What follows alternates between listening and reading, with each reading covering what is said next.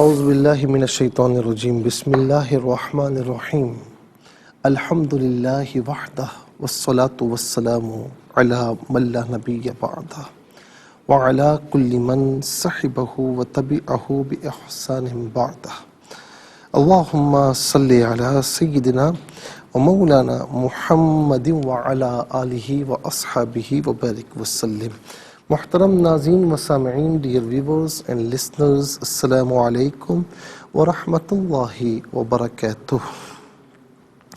Programme قرآن سنیے اور سنائیے کے ساتھ آپ کا میزبان محمد سہیل رضا امجدی آپ کی خدمت میں حاضر ہے۔ ناظرین و سامعین، آج ہم بات کر رہے ہیں امام اعظم حضرت نعمان بن ثابت ابو حنیفہ رحمۃ اللہ تعالی علیہ، ان کی ذات گرامی پر ہم کچھ بات کرنے کی کوشش کر رہے ہیں۔ ناظرین، آپ کی پیدائش 80 سنہ ہجری میں ہوئی اور آپ کی جو وفات ہے 150 سنہ ہجری میں، تو کل 70 برس آپ کی عمر تھی۔ 80 سنہ ہجری اور 150 تو 70 برس آپ کی عمر ہوئی۔ اور جب آپ کی عمر مبارکہ 94 سنہ ہجری میں 14 برس کی تھی تو حضرت عبداللہ بن انیس رضی اللہ تعالی عنہ کوفہ تشریف لائے، تو آپ نے ان سے ملاقات فرمائی اور ان سے یہ حدیث پاک حبک الشیء یعمی و یسم، کہ کسی بھی شے کی محبت کسی بھی بندے کو اندھا اور بہرا کر دیتی ہے۔ تو 14 برس کی عمر میں صحابی رسول رضی اللہ تعالی عنہ سے آپ نے یہ حدیث پاک سماعت کی۔ آپ کا نام جس طرح میں نے عرض کیا کہ نعمان بن ثابت ہے، اور لقب امام اعظم ابو حنیفہ کہا جاتا ہے۔ ابو حنیفہ یعنی دین حنیف والے، قل بل ملت ابراہیم حنیفہ۔ ناظرین، ابراہیم علیہ السلام کے متعلق قرآن کریم میں ہے، تو چونکہ آپ ناظرین ملت حنیف پر تھے، یعنی سیدھے راستے پر تھے، تو اسی لیے آپ کو ابو حنیفہ یعنی سیدھے راستے والا، صحیح دین پر قائم رہنے والا، یہ آپ کا لقب ہے ابو حنیفہ۔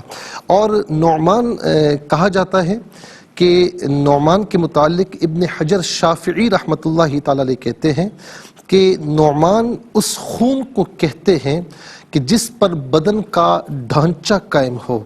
امام اعظم ابو حنیفہ رحمۃ اللہ تعالی علیہ کی ذات کریمہ بھی دستور اسلام کے لیے محور ہے، اور عبادات اور معاملات کے تمام احکامات کے لیے روح کی مثل ہے، اس لیے آپ کا نام نعمان ہے۔ یہ بھی کہا گیا کہ نعمان کا معنی سرخ خوشبودار گھاس کے بھی آتا ہے، چنانچہ آپ اجتہاد اور استنباط سے، یعنی جو آپ نے اجتہاد کیا اور آپ نے مسائل کو قرآن و حدیث سے مستنبط کیا، اس سے فقہ اسلامی اطراف عالم میں مہک اٹھی۔ ناظرین، آپ کے فضائل کیا ہیں؟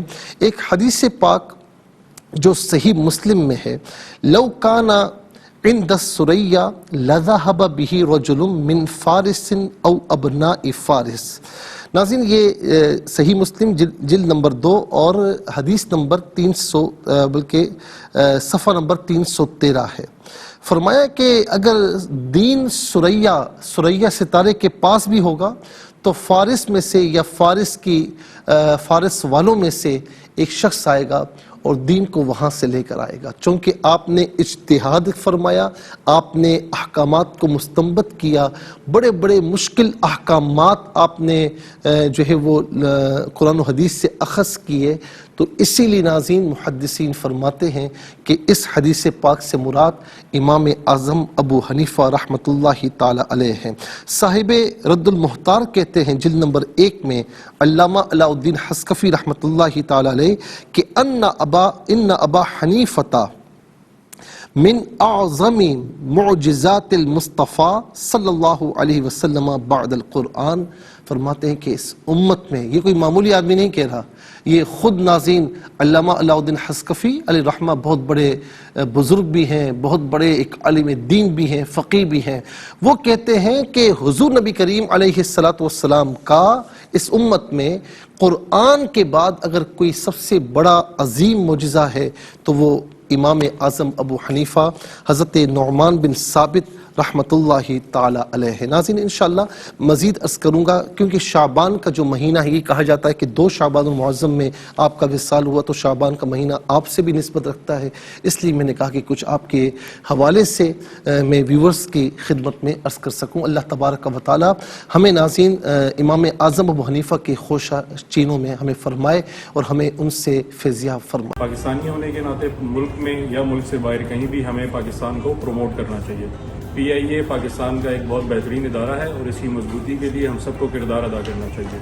اے آر وائی کی مہم پی آئی اے کے لیے اس میں رنگ بھرتے ہوئے میں پی آئی اے کے ابوظہبی آفس آیا ہوں اپنا ٹکٹ پی آئی اے سے کروانے کے لیے، اور میری گزارش ہے تمام اوورسیز پاکستانیز کے لیے وہ جہاں بھی ہیں پی آئی اے سے سفر کو ترجیح دیں. آؤ مل کے بنائیں پاکستان.